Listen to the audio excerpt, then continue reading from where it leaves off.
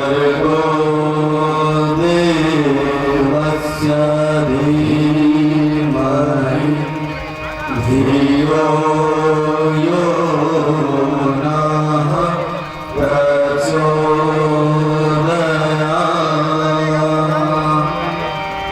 एक तेरे नाम की वागिर लगानो माँ, एक तेरे नाम की, एक तेरे नाम की माँ, एक तेरे नाम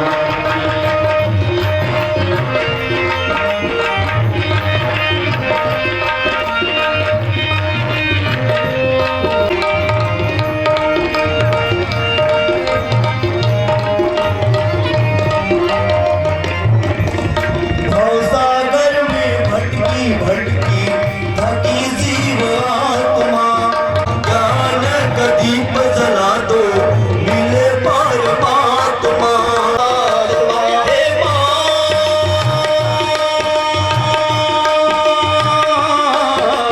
राम की लागे लगानो माँ, एक तेरे नाम की लागे लगानो माँ, एक तेरे नाम की।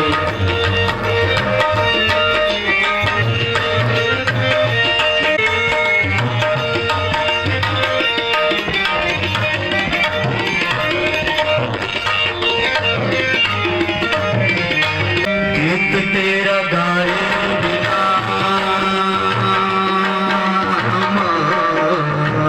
गीत तेरा गाए बिना, गीत तेरा गाए बिना, गीत तेरा गाए, एक तेरे नाम की लागे लगानो माँ, एक तेरे नाम की।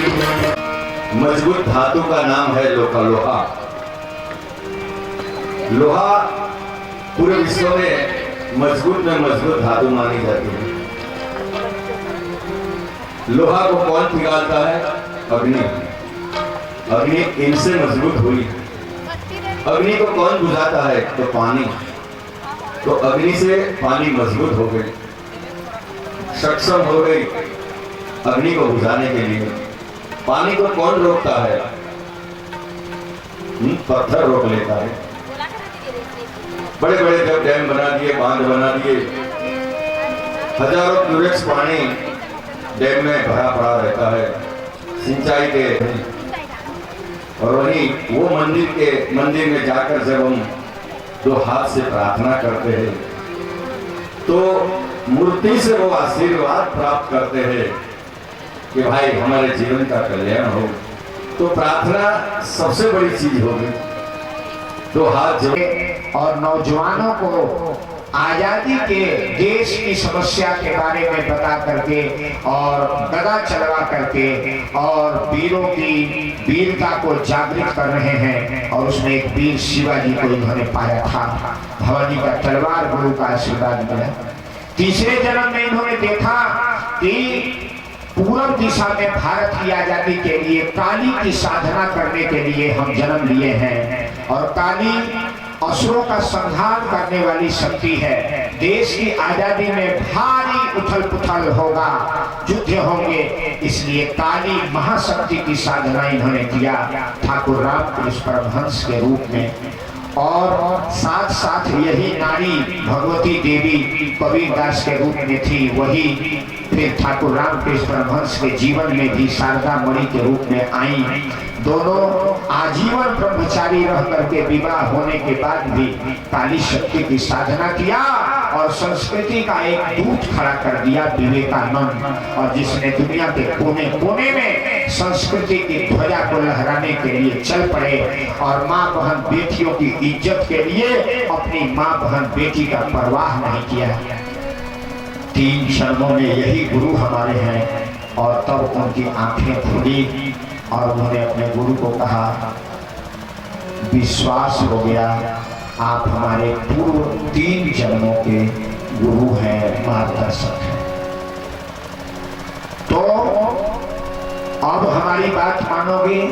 कैसे बचवन तो जैसे अर्जुन ने भगवान कृष्ण के सामने विराट रूप का दर्शन करने के बाद समर्पण किया, वैसे श्री राम नामक बालक जो है समर्पण कर दिए अपने गुरु को एक कठपुतली की तरह से। जैसे नचाओगे गुरुवर वैसे नाचूंगा। अभी आपने गीत सुना, अपनी राह चला लो गुरुवर, अपनी राह चला लो। मेरे भाई बंधुओं, मेरे गायत्री परिवार के लोगों, मेरे गांव नगर के आए हुए भाई बंधुओं, ये जो भी यहाँ से चाहे गीत गाया जाए, चाहे प्रवचन किया जाए, चाहे मंत्र बोला जाए, किसी भी एंगल से आप फंसेंगे तो इसमें 100% नहीं 101% सच्चाई है। यह मंच वह मंच है, प्रज्ञावतार का मंच है। यहाँ से कोई भी बात बिना नापे तोले नहीं बोली जाती, और जो भी बात बोली जाती है उसी महाकाल की होती है। अपने तरफ से कोई एक अक्षर उच्चारण करने का साहस नहीं करता है। मेरे भाई बंधुओं, और अपनी राह चला लो गुरुवर, अपनी राह चला लो।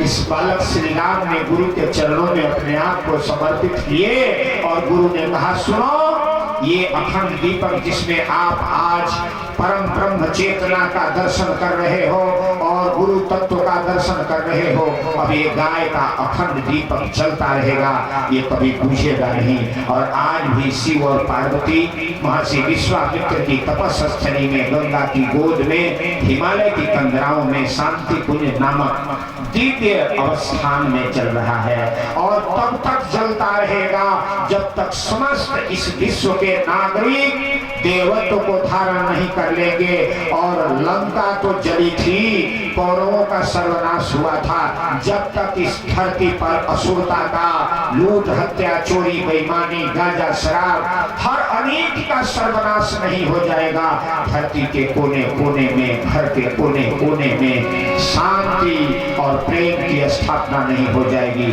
तब तक ये दीपक तनिक भी धूमिल होने वाला, ये वो अखंड दीपक, उसी का अंश से आज दीप लेके जलाया जाएगा।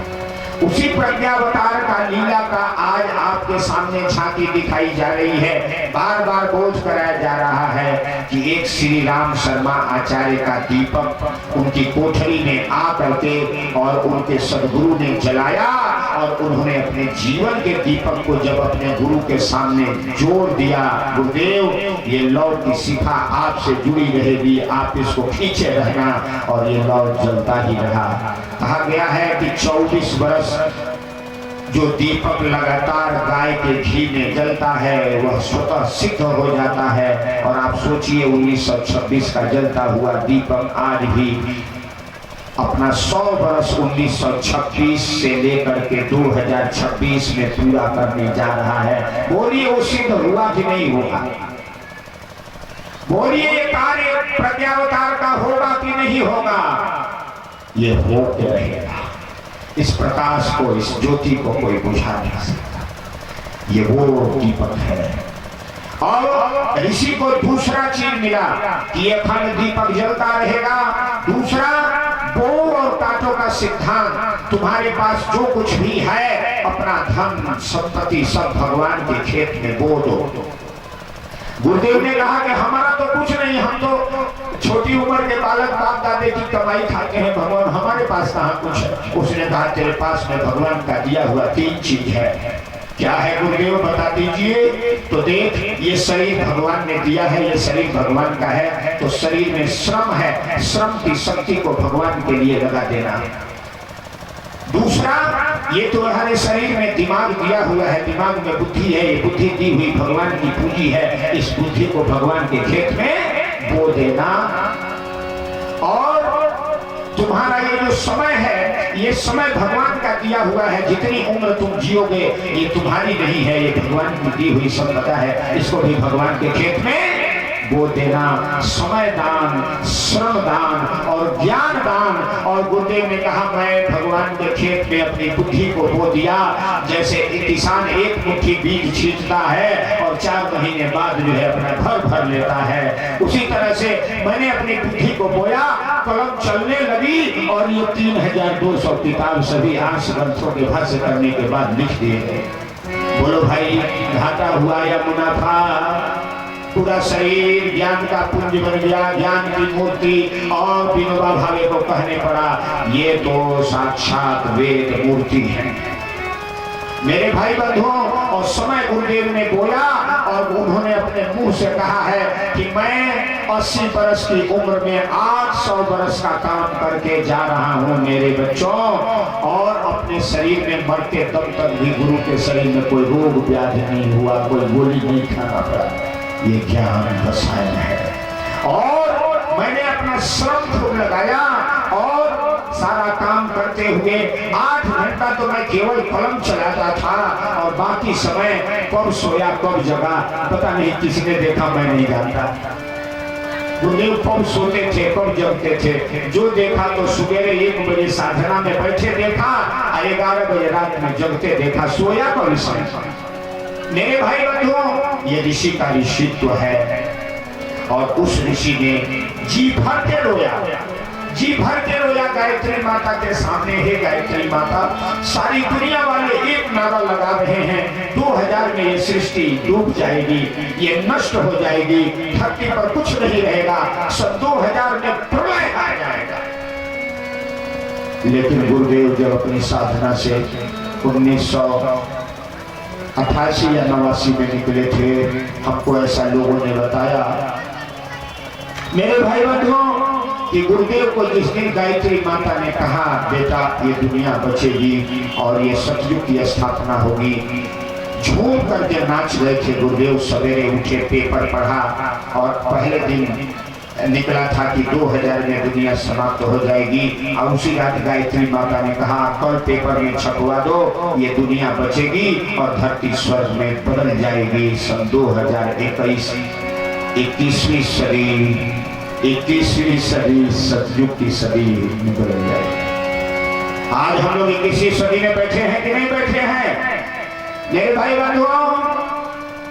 और ऋषि ने यज्ञ करना शुरू किया, भगवान के खेत में बोना शुरू किया, अपने बाप दादा की सारी जमीन दी हुई, कन्या विद्यालय खुलवा दिए, जितना नगद पैसा मिला गायत्री तपोभूमि की जमीन खरीदने में लगा दिया, अपनी धर्म पत्नी का जेवर बेच करके गायत्री का प्रथम मंदिर बनाने में लगा दिया। और गुरुदेव ने कहा कि ज्यों ही मैंने अपना सब कुछ भगवान के खेत में बोया, हमारे देश के सभी धनपति, भावनाशील और सदाचारी लोग धन हमारे पास भेजते गए, और देखते देखते पूरे विश्व में ये अखिल विश्व देव परिवार गायत्री परिवार खड़ा हो गया। ये ऋषि का ऋषित्व है। और इन्होंने क्या किया, और आइए श्रृंखला जुड़ गई। जब हिमालय में इनको बुलाया गया था और वहां ऋषि बैठे थे, और इनके गुरु दादा गुरु सर्वेश्वरानंद महाराज ऋषियों से परिचय कराने के लिए ले जा रहे थे, तो पहले बार जब 1960 के बाद इनकी हिमालय यात्रा हुई, तो पहले बार में ही ऋषियों के सामने जब ले गए, तो गुरुदेव वसीयत और विरासत में लिखते हैं कि सारे ऋषियों के आंख में आंसू टपक रहे थे, ऋषियों का हृदय भरा हुआ था, बालक श्री राम को देख रहे थे और ऋषि की आंखें नम थी। गुरु ने सबका दर्शन करा करके कहा, चलो आज इन ऋषियों से कुछ बात नहीं हो पाएगी, कल फिर आएंगे। चले आए।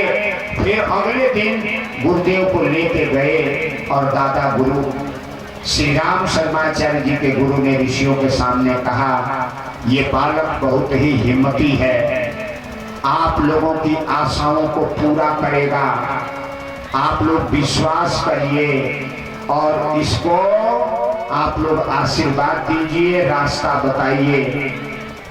सभी ऋषि का मन हल्का था, सभी ऋषि आशाओं की दृष्टि से बालक श्री राम को देखे, और उन लोगों ने कहा कि इस हिमालय की कंदराओं में रहने वाली सभी देव आत्माओं का ब्लैंक चेक तुमको हम दे रहे हैं श्री राम, और जिन जिन आत्माओं को धरती पर ले जाना है अपने साथ ले जाओ, और ऋषि परंपरा को दुनिया में फैलाना है, और वहां जिसको जितना आत्माओं को ले जाना है ले जाओ और अपने भगवान के कार्य में लगा दो। और तुम्हारे लिए ये चेक दिया जा रहा है, जिसका नाम नोट करना है कर लो। ब्लैंक चेक, जितना मर्जी लिख लो, जितना रुपया तुमको चाहिए, जितने देव आत्माओं को चाहिए लिख लो। ऐसा आज तक भूतो न भविष्यति किसी संत महात्मा देव आत्मा के साथ नहीं हुआ कि ब्लैंक चेक मिले।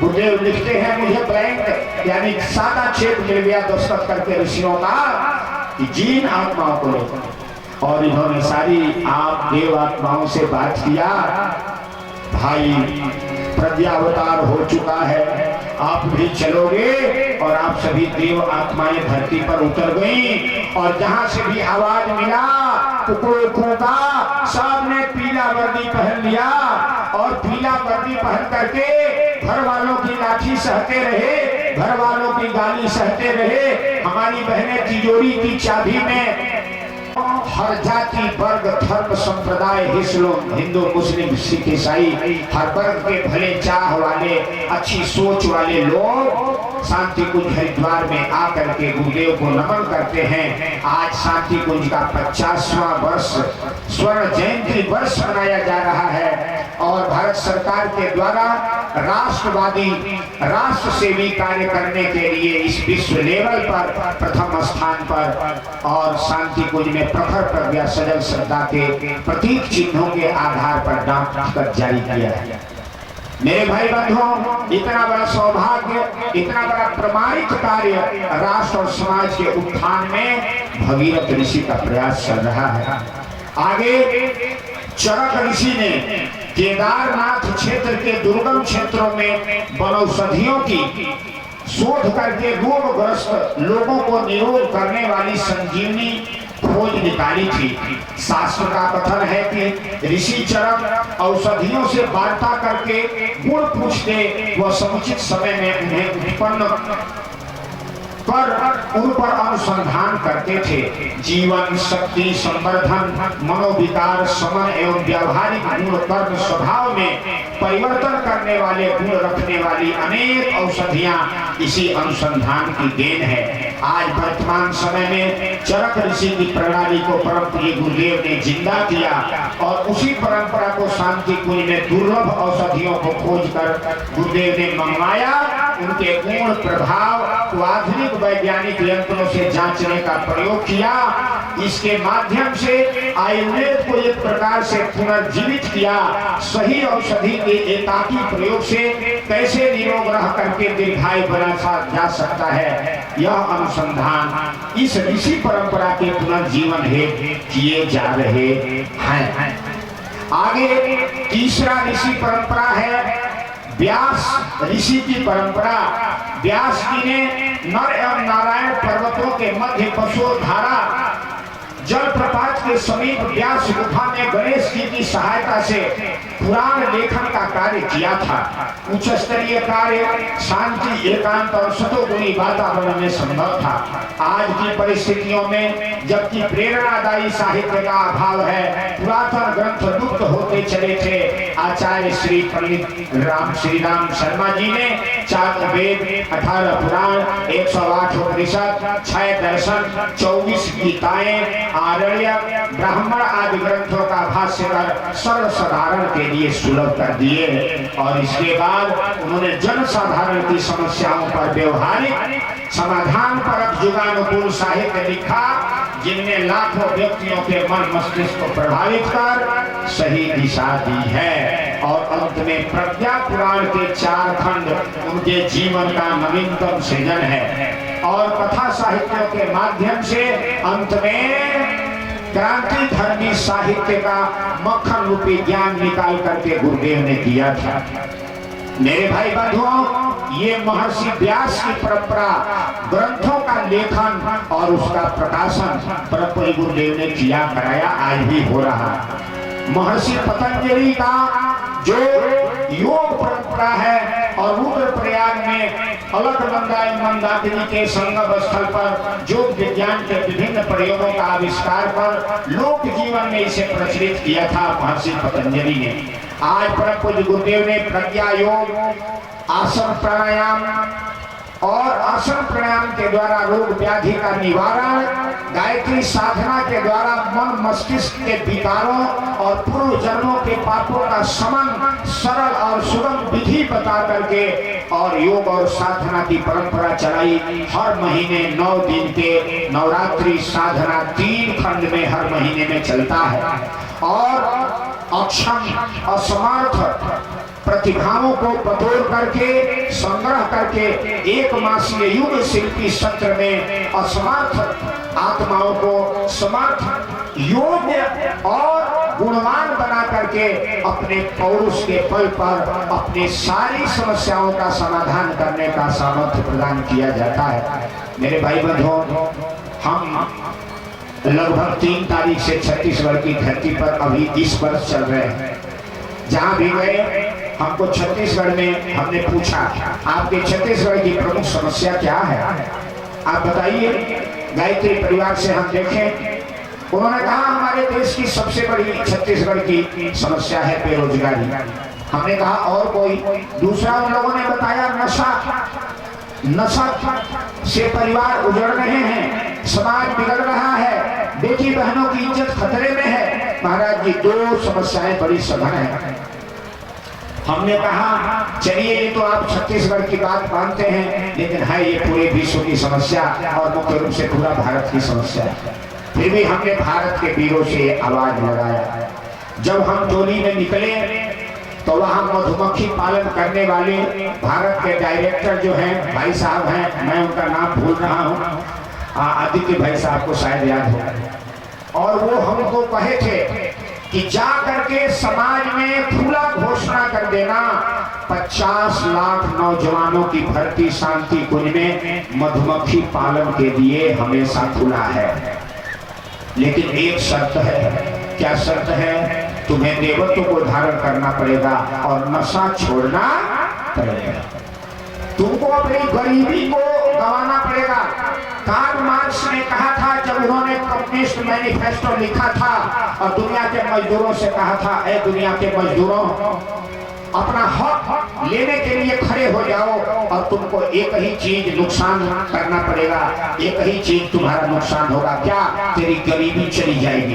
हमारे परम कोई गुरुदेव ने कहा, ऐ देश के वीरों और नौजवानों, कार्ल मार्क्स ने तो केवल गरीबी को भगाने की बात किया था।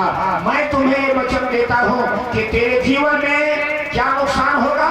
तेरे आत्मा का अज्ञान चला जाएगा, तेरे जीवन का आलस्य और प्रमाद चला जाएगा और तेरी गरीबी, तेरी बेरोजगारी चली जाएगी। तुम एक समर्थ, सशक्त, स्वावलंबी और देवत्व को धारण करके नर नारायण के रूप में अपना जीवन बिताओगे। ये पंडित श्री राम शर्मा आचार्य ने दिया। गायत्री परिवार में स्वरोजगार, हम नौकरी आपको नहीं देंगे, लेकिन स्वरोजगार की ट्रेनिंग फ्री में 15 दिन में, 45 दिन में और 3 महीने में, 6 महीने का डिग्री कोर्स में पढ़ाया जा रहा है। और भी आगे हमारे भाई बंधु हैं जो जिनको नेट पर जानकारी होगा वो बताएंगे आपको। मेरे भाई बंधुओं, लेकिन एक चीज है, आपको नशा गंवाना पड़ेगा, अपनी सारी गंदी आदत को गंवाना। नुकसान यही आपको होना है, बाकी कुछ आपके जीवन में नुकसान नहीं होगा। इसलिए मैं सबका आह्वान कर रहा हूँ सभी नौजवानों का, आप गायत्री मंत्र की दीक्षा लीजिए और शांति कुंज हरिद्वार में जाकर के अपने पुरुषार्थ, अपने पौरुष और अपनी आत्मशक्ति को जगाइए। महर्षि पतंजलि के द्वारा अब आगे बढ़ते हैं मेरे भाई बंधुओं। तो वशिष्ठ ऋषि की परंपरा को बता दिया।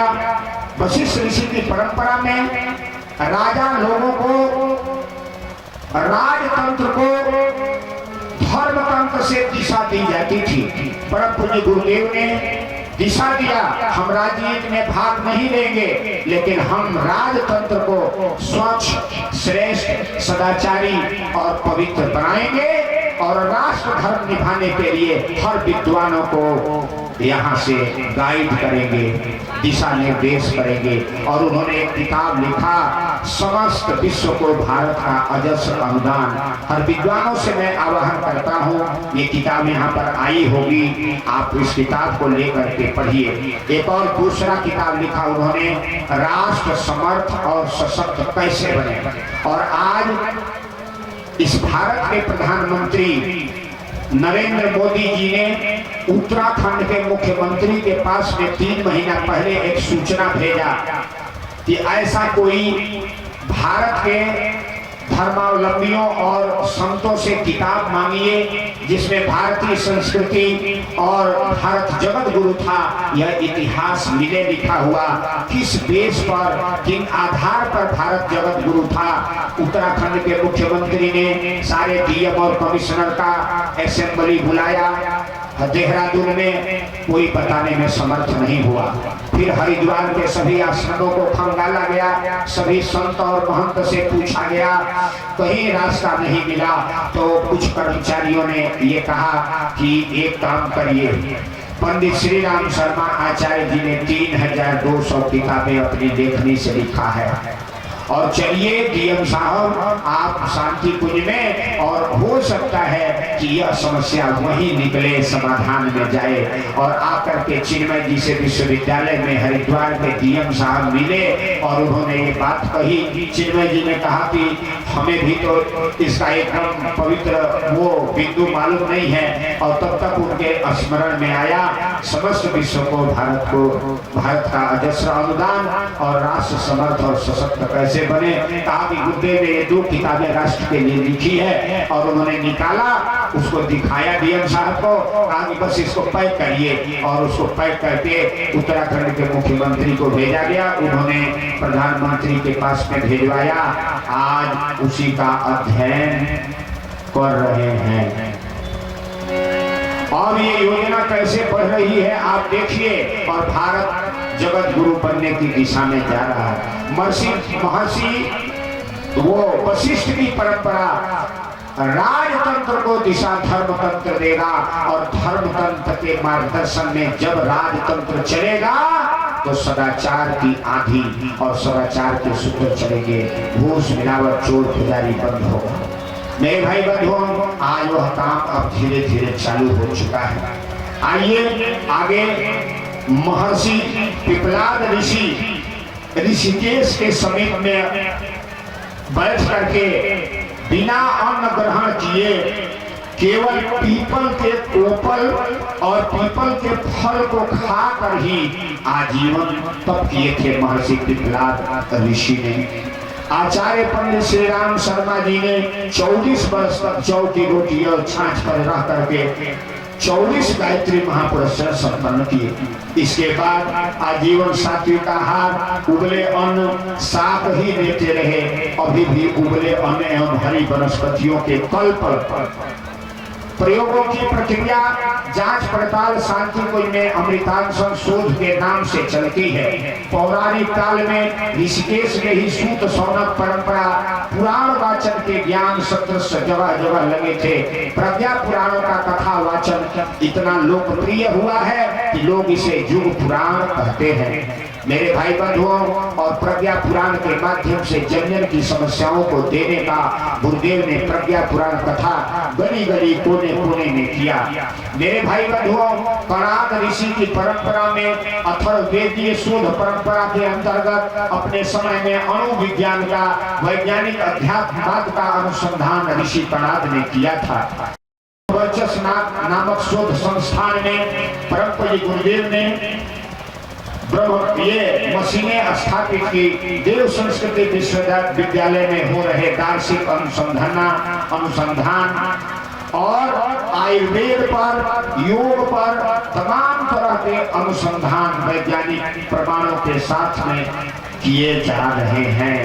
बुद्ध के परिव्राजक संसार भर में धर्म चक्र बनाकर पूज्यवर ने अपने देश में ही नहीं विदेशों में धर्म धारणा के विस्तार है संसार के सभी देशों में देव संस्कृति का संदेश पहुंचाने हैं परिव्राजक दीक्षित किए। और हम सभी पीले वर्दी में हमारे भाई बहने आज नारी सशक्तिकरण के लिए, आज नारियों को भारत ही नहीं पूरे विश्व की आधी शक्ति नारी है, आधा पुरुष है। और हमारी बहनें परिव्राजक के रूप में परिव्रजा करके और नारी आत्माओं को प्रशिक्षित कर रही हैं, बाल संस्कार शालाएं चला रही हैं। और हमारे बीच में अब बहन आज दिखाई दे रही है। और जो आपके छत्तीसगढ़ की धरती पर हमारे बहुत सारी ऋषि आत्माएं हमारे भाई बैठे हुए हैं और जो सम्मान पा चुके हैं, मैं आप सभी लोगों को गर्व से कहना चाहता हूं, ये छत्तीसगढ़िया माटी आज युग निर्माण आंदोलन में हृदय की भूमिका निभा रही है और इस देश के वीर और वीरांगना अपने प्राणों की, अपने धन बल और तन की आहुति दे करके इस युग निर्माण परिवार का हृदय बने हुए हैं। मेरे भाई बंधुओं, ये गौरव की बात है। आचार्य भट्ट और तमाम ऋषि महर्षियों की परंपराएं आज चल रही हैं। मेरे भाई बंधुओं, हम आपसे ये कहना चाहते हैं, अभोगवादी प्रणाली को अब छोड़िए। आप सुख और शांति, सुख की जिंदगी, आराम की जिंदगी जीने वाली बात को छोड़िए और ऋषि प्रणीत जीवन जीने के लिए आप आइए। कोका कोला ड्रिंक्स, जितने ये बोतल में भर करके पानी मिल रहा है ना, ये सब केमिकल से बना हुआ है और जीवन के लिए जहर है।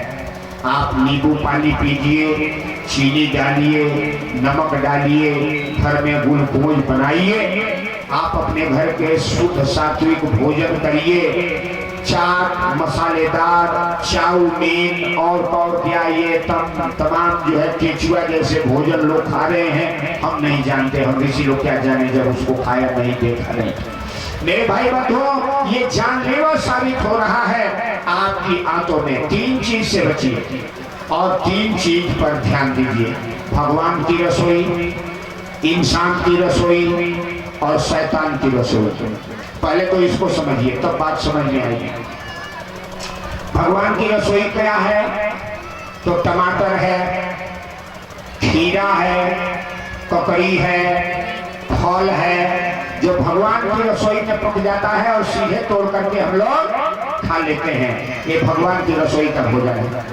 कश्मीर में एक ऐसे बीमार आदमी को एक वैद्य जी ने सलाह दिया, डॉक्टरों ने कह दिया था कि इस धरती पर आपके लिए पेट की बीमारी का कोई दवा नहीं है। उनके पेट में बीमारी थी और ऐसी बीमारी कि जिसके लिए कोई दवा नहीं थी। एक वैद्य जी ने कहा, तुम भगवान की रसोई का भोजन अगर करना शुरू कर दो लगातार 5 बरस, तो तेरी ये बीमारी ठीक हो जाएगी।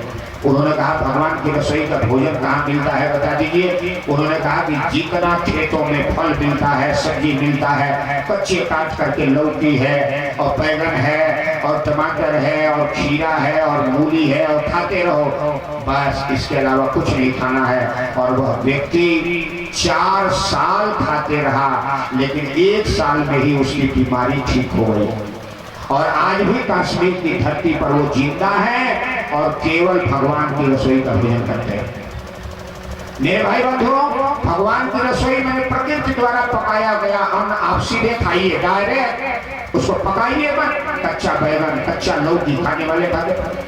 हमारे गुजरात से भाई अशोक भाई जी हैं और गुजरात में कोई ऐसे भाई है जो कितने दिनों से अन्न नहीं खा रहे हैं। वो है क्या? गुजर गए, अभी गुजरे हैं। हम लोग गए थे शिविर में और गुरुदेव ने उनको कहा था, उन्होंने यही वरदान मांगा था गुरुदेव से कि मुझे ये वरदान दीजिए कि मैं अन्न न खाऊं इतने दिनों तक, महापुरुषण करने के लिए। तो गुरुदेव ने कहा, बेटा मैं तुम्हें आशीर्वाद तो दे दूंगा, लेकिन शर्त यह है कि केवल इतने ही दिन नहीं और आज से जीवन भर अन्न ग्रहण नहीं करोगे। और जब तक जीवित रहे हैं, आज से गुरुदेव ने अपने समय में हरिद्वार में कहा था और वो जीवन भर अन्न नहीं खाए। सोचिए। और अभी भाई साहब बता रहे हैं कि 1 साल या कुछ दिन पहले शरीर छोड़ा है। 8 महीने पहले ही गुजर गए। बताइए, 8 महीने पहले अम्बा जी के बाजू में उनका मंदिर था, वहीं बैठे थे। कम से कम उन्होंने 70 से 75 साल के से उन्होंने अनाज बंद कर दिया था। पूरे विश्व के वैज्ञानिक उनके पास में आए थे, बहुत जांच किया ऐसे कैसे संभव होता है, लेकिन वो जांच में सफल रहे। वो अभी लगभग 6-8 महीने पहले ही उनका देहावसान हो गया। अम्बा जी में वो रहते थे बोलिए गायत्री माता की। और दूसरा इंसान की रसोई। इंसान के रसोई में आप अपने घर में बढ़िया सुंदर पकवान बनाइए, सुंदर भोजन करिए, मसाला कम खाइए। आजकल सरसों का तेल लगभग 60% नकली है, 40% सही है कि नहीं। हम लोग एक बार कथा करने गए थे, एक टैंकर आया, टैंकर में एक सफेद तेल भरा हुआ था और एक गड्ढे में टैंकर खाली किया गया। सामने देखो, ये बात मैं बता रहा हूँ। और वो एकदम सफेद था, पानी जैसा, और टैंकर खाली करके पानी, वो तेल गिरा दिया गया गड्ढे में और उसमें ले आकर के एक बोतल जो है गिरा दी गई। इतना बड़ा बोतल था केमिकल का और उसमें बोतल गिरा दिया गया। मैंने उसका ढक्कन खोल के उसमें जितना था केमिकल गिरा दिया गया उस गड्ढे में, और देखते देखते 20 मिनट में वो पूरा गड्ढा का तेल जो है सरसों का तेल बन गया। वैसे ही महकने लगा और वैसे ही दिखने लगा। ऐसे सरसों के तेल बन रहे हैं।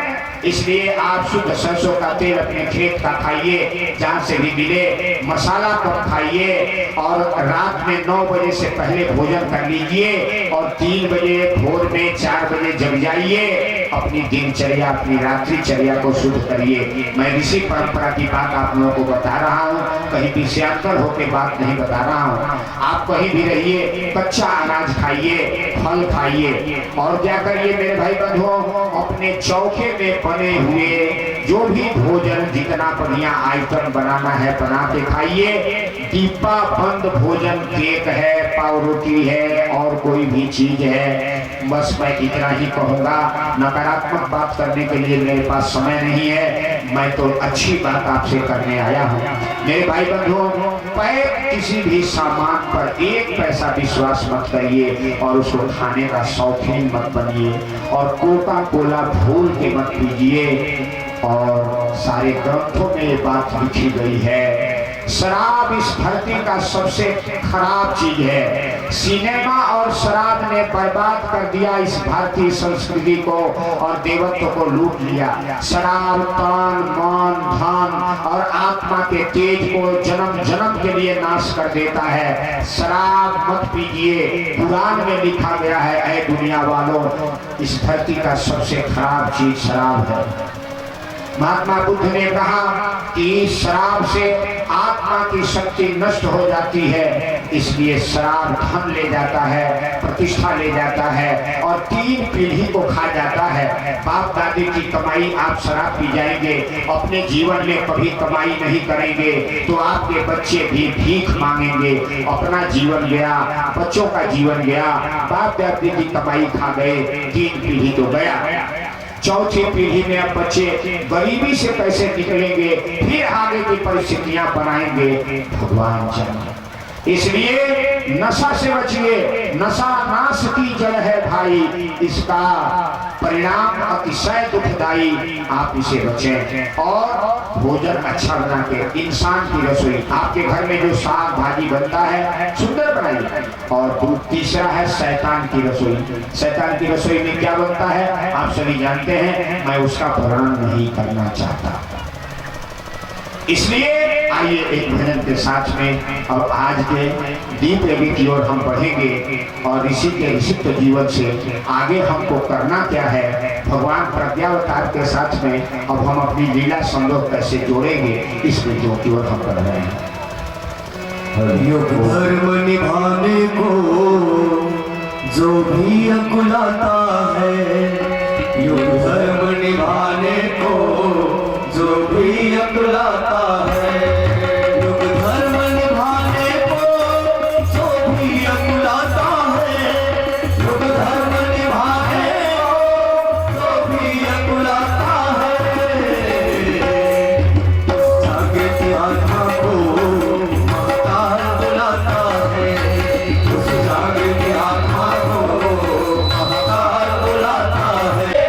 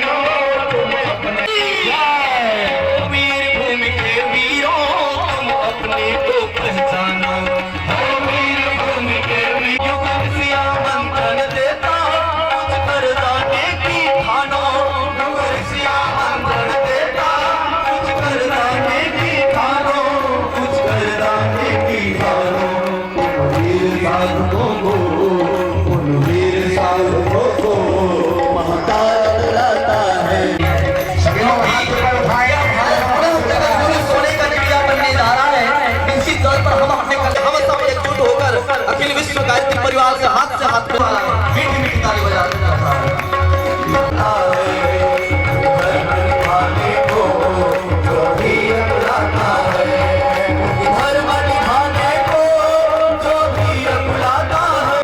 उस जागृत आत्मा को महाकाल बुलाता है। जय जय महाकाल, जय जय बोली वाधुरी महाकाल की जय। गाते रहिए। ये गायत्री महामंत्र, ये गायत्री साधना, ये सद्ज्ञान और सद्विचारों की साधना के लिए सर्व समर्थ अनुदान प्रदान के रूप में, महाकाल के रूप में गुरुदेव आपको दे रहे हैं। आपका आवाहन भगवान पुरुषार्थ ज्यादा धन बटोरने में और ज्यादा गाड़ी घोड़ा खरीदने में मत लगा, बल्कि खाने कमाने और बाल बच्चों की पढ़ाई लिखाई हो। गुरु गोविंद सिंह के 4 बेटे, और गुरु गोविंद सिंह ने जब औरंगजेब से लोहा लेने के लिए बात बढ़ी और लड़ते लड़ते गुरु गोविंद सिंह की सेना और उनके 2 बड़े बेटे मार दिए गए और 2 छोटे बेटे फतेह सिंह और जोरावर सिंह बंदी बना दिए गए। औरंगजेब ने पंजाब की धरती पर बोला कि तेरे माँ बाप मार दिए गए, तेरे कुल में कोई बचा नहीं है, अब तुम दोनों ये चोटी कटवा लो और मुस्लिम धर्म अपना लो। यह जब आवाज निकली औरंगजेब के मुंह से और म्यान से तलवार खींचते हुए 9 साल का फतेह सिंह, 7 साल का 9 साल का जोरावर सिंह और 7 साल का फतेह सिंह ने तलवार खींच करके सामने औरंगजेब के दिखाते हुए बोला, खबरदार, हम भारतीय संस्कृति के, हम सनातन धर्म के पुरोधा हैं और दोबारा ये बाल चोटी काटने की बात कही तो इस तलवार से तेरी जुबान काट देंगे। मेरे भाई बंधुओं, औरंगजेब क्रोधित होकर के उन दोनों बच्चों को दीवार में खड़ा करके और जिंदा चुनवा दिया और उन बच्चों ने सिर नहीं झुकाया, चोटी नहीं कटाया, जीवन गंवा दिया। इस समय गुरुदेव कहते हैं कि इस समय तुमको कुछ गंवाना नहीं पड़ेगा, केवल बलिदान करना है तो अपने लोभ और स्वार्थ का बलिदान करना है, परमार्थ को जगाना है और प्राकृतिक जीवन जीना है। आइए अब मैं थोड़ा सा 5 मिनट का समय ले रहा हूँ। आखिरी निवेदन गुरुदेव की तरफ से बहन और बेटियों के लिए, नारियों के लिए। मेरे भाई बंधुओं, आपको समय समय पर मार्गदर्शन हमारे इस क्षेत्र की विभूतियों द्वारा मिल रहा होगा, बहनों द्वारा मिल रहा होगा, लेकिन हमारे जो कोर्स में ये बातें हैं, आज मैं आपसे निवेदन करूंगा गुरुदेव का संदेश कि हमारी बहन और बेटियां अपना समय ज्यादा श्रृंगार यानी फैशन में न गवाएं। गुरुदेव ने कहा है, बनो न फैशन के दीवाने, करो न आचरण मत बर्बाद। हे माताओं बहनों, कथा रात में मैंने सुना चुका है सती अनुसुईया का, सीता जी का, अब मैं उसी पर निवेदन कर रहा हूँ। पार्वती जी की कथा मैंने रात में सुनाया था। इस सृष्टि का आधार तप है, इसीलिए आप सभी माताएं बहनें चाहे गायत्री परिवार से जुड़े या राम जी से जुड़े या दुर्गा जी से जुड़े, ये मेरा विषय नहीं है। मेरा विषय ये है अच्छे विचारों से जुड़े, साधना से जुड़े, आराधना से जुड़े, उपासना से जुड़े और मोबाइल आप कम देखिए। पहला काम, मोबाइल में सबसे ज्यादा समय आज के चाहे नौजवान हो, पढ़े लिखे छात्र हो, छात्रा हो, चाहे बड़े बड़े लोग हो, हर समय एक देवता का फोटो देख रहे हैं, मोबाइल देवता। मोबाइल देवता सामने 10 आदमी बैठे हुए हैं, किसी से बात करने का फुर्सत नहीं है, मोबाइल देवता ट्रेन में, बस में, जहाँ चल रहे हैं। और उसके बाद आपको मिल जा रहा है, बोलिए मोबाइल देखने के बाद क्या मिलता है? बोलिए, मैं आप लोगों का अनुभव जानना चाहता हूं। सब समय खाली ही खाली। इसलिए हे मेरे बंधुओं, थोड़े देर ईश्वर का चिंतन करें और ये साहित्य गुरुदेव का रखें। इसमें से एक बात नोट करनी है, सभी लोग ध्यान से सुने। ऐलान कर रहा हूं यहां से, गायत्री माता की तरफ से और अपने गुरु की तरफ से ये ऐलान सुनिए कान खोलकर। आपके जीवन में और आपके घर परिवार में जिस दिन किसी भी बिंदु पर कोई शंका या समस्या आ जाए, इसको फरोल करके और आपके दिल में प्रेरणा हो कि इसी किताब को पढ़ो, पन्ना पलटो और जहां आपके मन से आवाज आए कि यहाँ रुको और इसको पढ़ो, आप उसको पढ़ना शुरू करिएगा। आपके शंका और समस्या का समाधान उसी लाइन में, उसी पृष्ठ पर मिल जाएगा। ये ऐलान नोट कर लीजिए। ये वो किताबें रखी गई हैं। इसलिए हे मेरे बहनों भाइयों, ये घर घर में सदग्रंथ के रूप में प्रज्ञावतार भगवान की प्राण प्रतिष्ठा आज यहाँ से ले जाइए। पैसा इस समय नहीं ले आए होंगे, आप नाम लिखवा दीजिएगा भाई लोगों के पास में और यहाँ पूजन करा दिया जाएगा। इसको सिर पर धारण करके ले जाएं और इसको खोल करके पढ़ें और पढ़ाएं। और ये साक्षात ज्ञान के अवतार, ज्ञान भगवान की आप उपासना करें, आपके जीवन में तत्काल प्रकाश। माटी अच्छी ना हो तो फसल होगा नहीं हो, माटी अच्छी हो और बीज अच्छा ना हो तो फसल होगा अच्छा नहीं होगा। दोनों अच्छा होना। और आज सरकार जो है तमाम उपक्रम करके माटी का भी शोध हो रहा है और बीज को भी हाइब्रिड बनाया। तो ये गायत्री मंत्र हाइब्रिड देवताओं का बनाने के लिए दिया जा रहा है। बस सीधी बात मैं कह रहा है, अब समझाने के लिए समय नहीं है और चाहे तो कल मैं समझा दूंगा। ऐसा विज्ञान मैं सक्षम हूँ समझाने।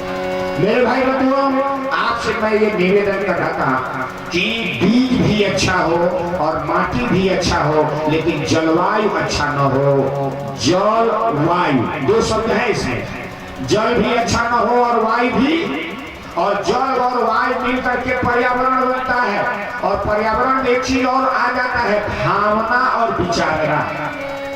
जल भी अच्छा है, वायु भी अच्छा है, लेकिन घर में भावना और विचार अच्छा नहीं है तो पर्यावरण खराब। इसलिए अपने घर में सप्ताह में एक दिन अमावस्या, पूर्णिमा, एकादशी के दिन गायत्री मंत्र से यज्ञ करें और बन सके तो रोज थोड़ा सा भोजन निकालें। रोज नहा धो के भोजन बनाएं। बिना नहाए धोए चौका में नहीं जाना चाहिए।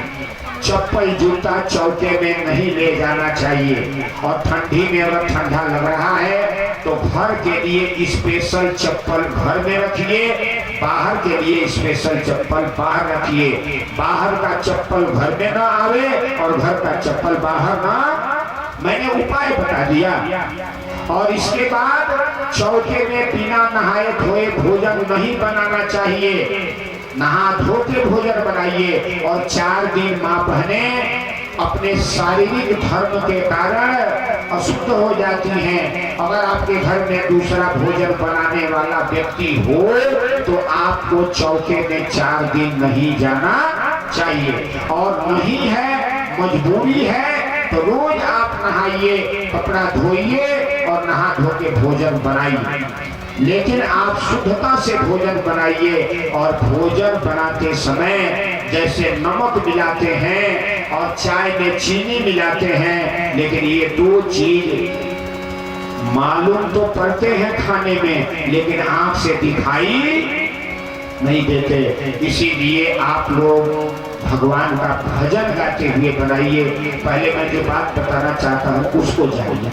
और भोजन बन जाए तो चावल या रोटी, भात या रोटी थोड़ा सा निकाल लीजिए। उसमें 1 चम्मच अगर आपके घर में घी है तो मिला दीजिए, नहीं है तो दूध मिला दीजिए। कुछ भी नहीं है तो अन्न में केवल गुड़ मिला दीजिए। गुड़ बोलते हैं ना, गुड़ तो समझ रहे हैं। गुड़ मिला दीजिए और भात या गुड़, रोटी या गुड़ 10 गोली बनाइए, 5 गोली से आहुति दीजिए, एक अंगारा निकाल लीजिए चूल्हे से एक बर्तन में। हमारे यहाँ तांबे का प्लेट आता है, गैस चूल्हा पर रख दीजिए और सब लोग हमारे साथ बहनें माताएं सभी बोलेंगी ओम भूर्भुवः स्वः तत्सवितुर्वरेण्यं भर्गो देवस्य धीमहि धियो यो नः प्रचोदयात् स्वाहा। इदं गायत्रीदं 5 बार 5 गोली अन्न का आहुति दे दीजिए। छठवां गोली मर्जी हो तो महामृत्युंजय मंत्र से दे दीजिए, बाकी गोली बच जाए। अब चम्मच से हाथ में जल लीजिए, चूल्हे के चारों तरफ जल घुमा के चूल्हे के सामने गिरा दीजिए। भगवान को जल और भोजन का भोग लग गया और बाकी अन्न को तोड़ करके भोजन में मिला दीजिए और भोजन में मिलाने के बाद हाथ जोड़ के प्रार्थना करिए, हे गायत्री माता, ये भोजन आपका प्रसाद बन जाए और जो जो खाए उसकी मति सन्मति में बदलती चली जाए। बस ये काम करिए, सप्ताह में 1 दिन करिए, सप्ताह में 1 दिन यज्ञ करिए। सुनिए ध्यान से, कुछ मैं आपको आशीर्वाद में दे, क्योंकि कल शाम को ये कार्यक्रम नहीं है। तो आपके घर में कोई मानसिक रूप से ज्यादा परेशान है, किसी को टेंशन डिप्रेशन बहुत सता रहा है, घर में अशांति चल रही है, बड़ा लड़ाई झगड़ा कलह वैचारिक भिन्नता है, एक चीज सुनिए, प्रज्ञावतार का हवन करिए। ये दीपक है ना, अगर आपके घर में गाय का घी है तो 5 दीपक गाय के घी का एक थाली में रखिए और उसको जला दीजिए। जलाने के बाद एक गिलास में पानी लेकर के, चम्मच लेकर के बैठ जाइए। परिवार के अन्य लोग बैठ सके तो प्यार से बैठा लीजिए, न बैठे तो कोई बात नहीं। और 1 चम्मच जल उठाइए और एक बार गायत्री मंत्र बोलिए, ओम भूर्भुवः स्वः तत्सवितुर्वरेण्यं भर्गो देवस्य धीमहि धियो यो नः प्रचोदयात्। थाली में दीपक के सामने चम्मच से बोलिए स्वाहा, जल जाए। और कितने बार करना है? 12 बार। बोलिए सब लोग, कितने बार करना है? कितने बार करना है? 12 बार। नोट करिए, अगर 11 बार होगा तो इसका 1 पैसा लाभ नहीं मिलेगा और 13 बार होगा तो भी 1 पैसा लाभ नहीं मिलेगा। इसकी गिनती है कितने बार? 12 बार। 12 बार चम्मच से जल प्रज्ञावतार भगवान के सामने, दीपक के सामने स्वाहा बोलिए गायत्री मंत्र बोल के, और 12 बार पूरा हो जाए तो अलग कर दीजिए और दीपक निकाल करके बाहर रख दीजिए और उस जल को प्रसाद रूप में पूरे परिवार को बांट करके चम्मच से पिलाइए। कोई नहीं पीता है तो उसको भोजन में, पानी में जैसे भी पिला दीजिए। कोई शराब पीता है, कोई मानसिक रूप से रोगी है, मैं आशा करता हूँ यह विद्या आपके घर में बड़ा ही सुख शांति लाएगी और ये बड़ा ही प्रयोग करने के बाद शांति कुंज हरिद्वार के वैज्ञानिकों ने बताया है कि ये साक्षात प्रज्ञावतार का आशीर्वाद होगा। आप सप्ताह में 1 बार करिए, पूर्णमासी को करिए, एकादशी को करिए और परिवार के सब लोग बैठ करके गुरु जी का साहित्य पढ़े पढ़ाएं। इन्हीं सब शब्दों के साथ में मैं आज अपनी वाणी को विराम देता हूँ। एक भजन होगा और उसके बाद दीप का कार्यक्रम प्रारंभ होंगे और ये सदग्रंथ स्थापना का संकल्प होगा। मैं चाहूंगा कि जब तक गीत हो रहा है, आज पैसा भले नहीं लाए हैं, कल पैसा दे दीजिएगा, लेकिन आज यहाँ काउंटर पर भाई लोगों के साहित्य स्टाइल में जाके अपना नाम नोट करा दीजिए। हमारे भी घर में सदग्रंथ की स्थापना होगी। आइए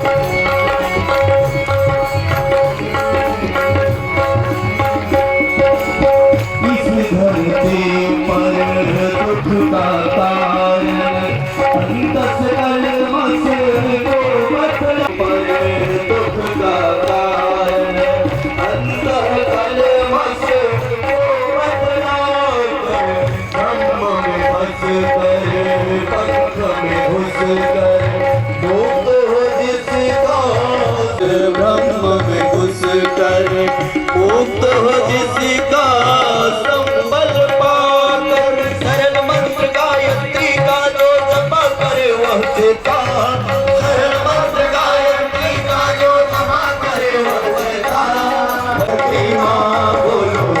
गायत्री माँ बोलो बोलो जय गायत्री माँ बोलो जय गायत्री माँ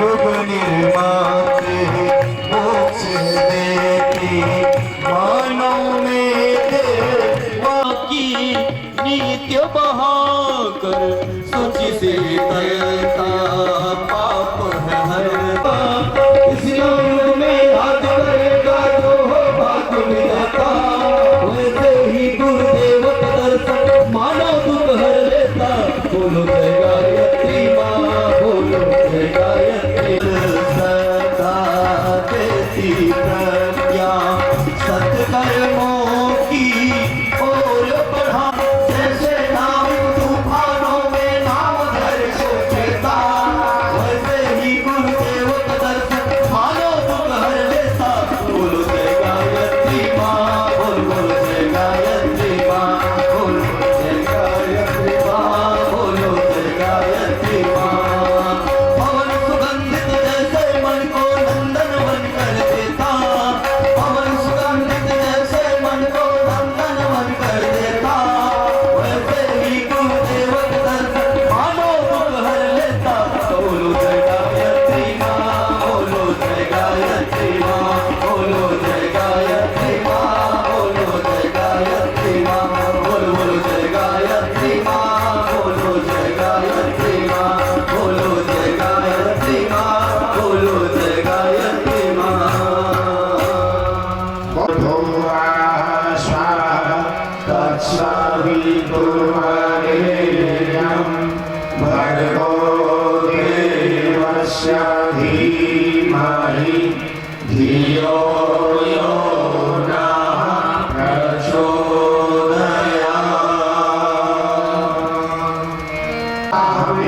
सन्मार्ग पर चलाए पवित्रता हमें पवित्रता हमें महान बनाए पवित्रता हमें शांति प्रदान करे शांति प्रदान करें ओम पवित्रता नः पवित्रता नः सन्मार्ग नयेत सन्मार्गं नयेत् ओम पवित्रता नः ओम पवित्रता नः महत्ता प्रयच्छत महतं प्रयच्छतु ओम पवित्रता नः ओम पवित्रता नः शान्तिं प्रददातु शान्तिं प्रददातु चंदन धारणम्। अब हम लोग जहाँ बैठे हैं आज भारत माता की माटी को चंदन करेंगे। आइए दो लाइन भारत माता की वंदना करते हैं। चंदन से इस देश की माटी तपोभूमि हर ग्राम हो भाई के स्वर में और तब इस माटी को हम आज धारण करेंगे। तेरी करुण कराह हमारे कानों से टकराई वीर देश की माटी हमने तेरी शपथ उठाई तेरी शपथ उठाई सस्य मुखे विष्णु कंठे रुद्र समासित मूले तस्य तो ब्रह्मा मध्ये मातृगणास्ता कुसौतु सागरा सर्वे सप्तदीपा वसुंधरा ऋग्वेद यजुर्वेद सामवेद अथर्वणा अंगे च सहिता सर्वे कलसन्तु समाश्रिता अत्र गायत्री सावित्री शांति पुष्टि